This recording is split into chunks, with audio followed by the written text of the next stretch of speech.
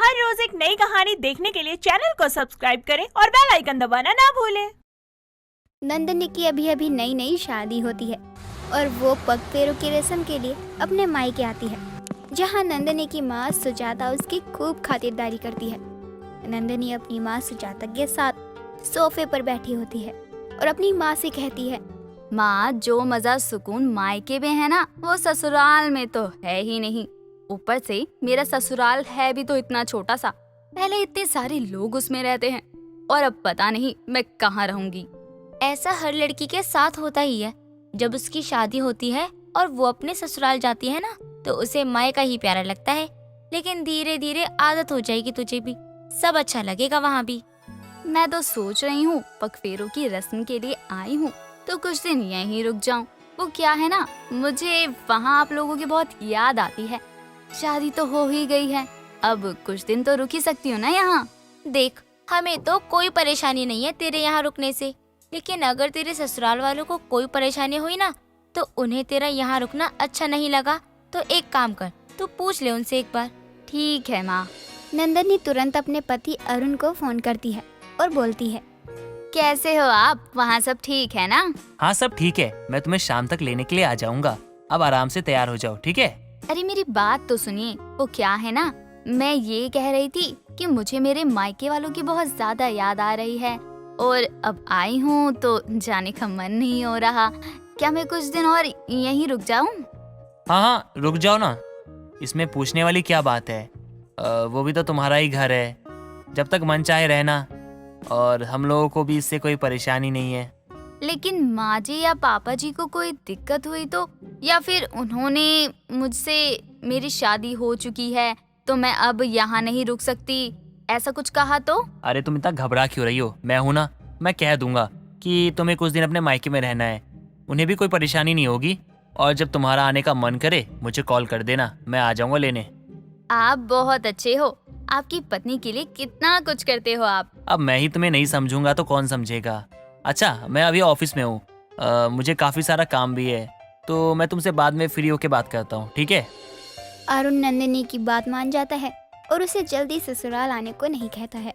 लेकिन अरुण को क्या पता था कि नंदिनी अब मायके में रुकना चाहती थी। कई दिन हो जाते हैं, नंदिनी अपने ससुराल नहीं जाती है, तो एक दिन अरुण सीधा नंदिनी के मायके ही आ जाता है। अरुण को देखकर सुजाता कहती है, अरे दामाद जी, आप एक बार बता दिया होता कि आप आने वाले हो, हम भी आपकी खातिरदारी के लिए कुछ तैयारियां कर लेते। खैर कोई नहीं, बस थोड़ी देर रुक जाइए, मैं आपके लिए अभी चाय नाश्ते का इंतजाम करती हूँ। नंदिनी, अरे देख तो जरा, दामाद जी आए हैं घर पर। अरे नहीं नहीं माँ जी, इन सब की क्या जरूरत है, आप बस नंदिनी को बुला दीजिए। सुजाता तुरंत नंदिनी को बुलाती है। अरुण को घर में देखकर नंदिनी कहती है, अरे अरुण, आप यहाँ अचानक से? सब ठीक तो है ना? सब ठीक तो है, लेकिन आजकल माँ की तबीयत ठीक नहीं रहती और उन्हें थोड़ी कमजोरी भी है, तो घर का सारा काम वो अकेले नहीं कर पाती है। तुम्हें अपने मायके में रहते हुए काफ़ी समय हो चुका है, तो मैंने सोचा तुम्हें ससुराल ले जाता हूँ, थोड़ी हेल्प हो जाएगी माँ की भी, इसलिए मैं यहाँ आ गया तुम्हें लेने के लिए। ऐसे ऐसे अचानक से कैसे? और माँ भी यहाँ अकेले ही है ना, इन्हें अकेला छोड़कर जाने का मन नहीं है। मेरी थोड़ी तबीयत खराब है, और वैसे भी आज नहीं तो कल तुझे अपने ससुराल जाना ही है ना। देख, तेरी सास की भी वहाँ तबीयत ठीक नहीं है, एक काम कर, तू अपने ससुराल जा। सुजाता नंदिनी को ससुराल भेज देती है और अरुण भी उसे ससुराल ले आता है। लेकिन ससुराल आने के बाद नंदिनी को बिल्कुल भी अच्छा नहीं लग रहा था। वो जैसे तैसे घर के काम कर रही होती है। जिस दिन नंदिनी अपने ससुराल आती है, उसी शाम नंदिनी बहुत जोर जोर से रोने लगती है। नंदिनी की आवाज़ सुनकर उसकी सास रेखा और पति अरुण वहाँ आ जाते हैं और रेखा कहती है, क्या हुआ बहू, तू इतनी जोर जोर से रो क्यों रही है? सब ठीक तो है ना? माँ जी, कुछ ठीक नहीं है। मैं यहाँ आपकी देखभाल के लिए आ तो गई हूँ, लेकिन वहाँ मेरी माँ सीढ़ियों से गिर गई है। मुझे पता था मेरी माँ मेरे बिना नहीं रह सकती, इसलिए मेरा यहाँ आने का मन नहीं था। नंदनी, तू चुप हो जा, तेरी माँ ठीक होगी। तेरी बात कब हुई थी? हाँ, लेकिन माँ जी ने तो मुझे फ़ोन करके नहीं बताया ये सब, तो तुम्हें कब बता दिया? अच्छा, आपको क्या लगता है कि मैं झूठ बोल रही हूँ? और ये भी एक झूठ है। अरे मेरी माँ सीढ़ियों से गिर गई, मुझे पड़ोसियों ने बताया है, और आप कह रहे हैं कि मैं झूठ बोल रही हूँ। अरे मैं कोई सवाल नहीं कर रहा, बस मैं पूछ रहा हूँ। एक मिनट, एक काम करता हूँ, मैं ही माँ जी को फोन करके पूछ लेता हूँ वो ठीक है कि नहीं। देख रही हैं माँ जी, यहाँ बीवी ने कुछ कह दिया तो उसकी कोई बात ही नहीं है। और मेरी माँ की तबीयत खराब है और आप हो कि कुछ भी बोले जा रहे हो। माँ जी देख रही हो ना आप। हाँ बहू, तू चिंता मत कर, तेरी माँ बिल्कुल ठीक होगी, और हम लोग तो है ही ना तेरे पास। फिर एक काम करते हैं, हम सब चलते हैं, इसी बहाने सबका मिलना जुलना भी हो जाएगा। नहीं नहीं, आप लोगों को जाने की क्या जरूरत है, यहाँ माँ जी की भी तो तबीयत ठीक नहीं है ना। और आप लोग चलोगे मेरे साथ तो माँ जी के लिए ठीक नहीं होगा। आप यहीं बैठिए, मैं चली जाऊंगी। नंदनी किसी को कुछ बोलने ही नहीं देती और खुद ही अकेले अपने मायके चली जाती है, जहाँ सुजाता नंदिनी से कहती है, बेटा तू फिर आ गई। आज ही तो दामाद जी तुझे यहाँ से लेकर गए थे, तो अचानक से क्या हुआ? माँ, मेरी सास और पति ने ही जबरदस्ती मुझे यहाँ भेजा है, ये बोलकर कि माँ का ध्यान अरुण भी रख सकते हैं ना। लेकिन आपके साथ तो कोई नहीं है, इसलिए मुझे यहाँ भेज दिया। बेटा तू जितने दिन मायके में गुजारती है ना, तो कुछ दिन ससुराल में भी गुजार ले। कलेश करवाने वाले काम मत कर तू। नंदिनी अब ऐसे ही बार बार कोई ना कोई बहाना बनाकर मायके आ जाती है, और अब ये सब नंदिनी की सास को बिल्कुल भी पसंद नहीं आ रहा था, और ना ही नंदिनी की माँ को, इसलिए वो सब भी परेशान होने लग रहे थे।